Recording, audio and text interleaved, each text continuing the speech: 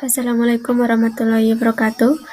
Perkenalkan, nama saya Wahyu Ningsih dengan NIM 222180019 kelas 4A PGSD.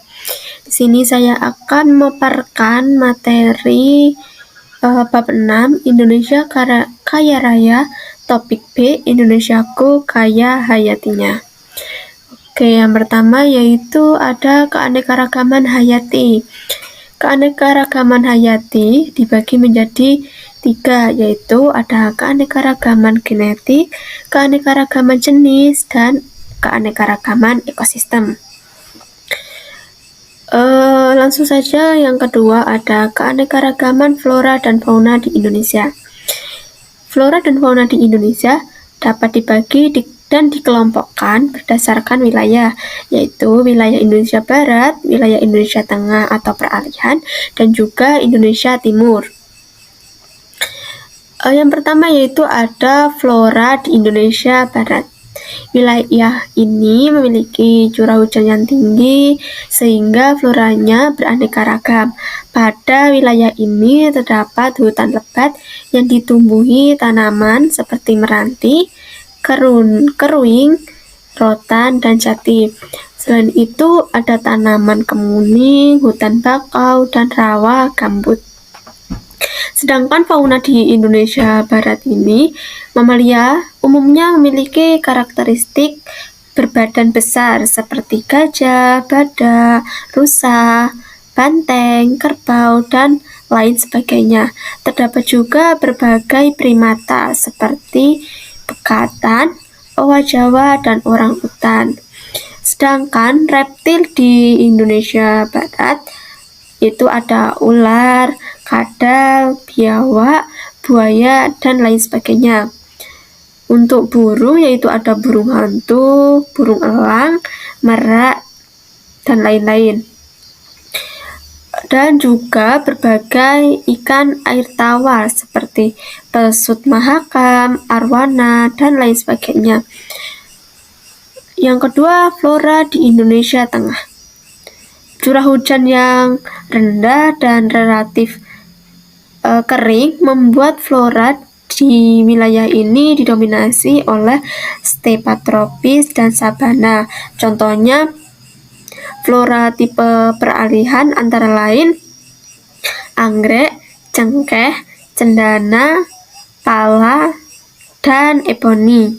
Flora di daerah pantai akan mirip dengan flora di wilayah timur, sedangkan flora di gurun memiliki kemiripan dengan yang ada di Kalimantan.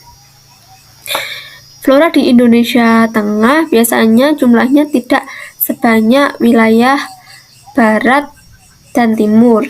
Mamalia di Indonesia bagian tengah ini ada anoa, babi, rusa, monyet hitam, kuskus, dan tarsius. Sedangkan reptil ada komodo, buaya, biawak, dan ular. Untuk jenis-jenis burung ada maleo, kakak tua, nuri, dan rangkong. Selanjutnya yaitu flora di Indonesia Timur. Biasanya didominasi oleh hutan hujan tropis, hujan musim, dan hutan bakau di daerah pesisir.